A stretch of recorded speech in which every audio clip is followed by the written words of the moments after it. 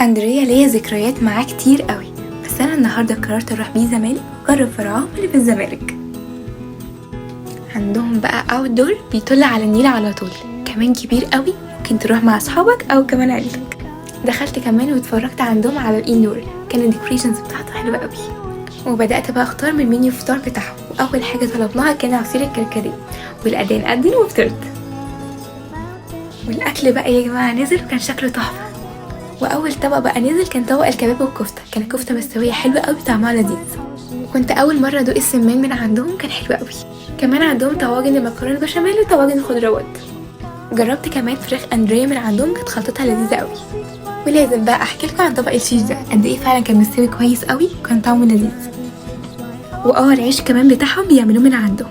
الفيو بجد كان تحفه وانا باكل. الاكل بجد كان حلو قوي وكان جاي سخن جدا. كمان عايزه اقول لكم حاجه قبل ما امشي، انكم كمان ممكن تاكلوا من عندهم احلى حلويات شرقيه من منيو رمضان. عندهم فرع في التجمع والميريلاند كمان.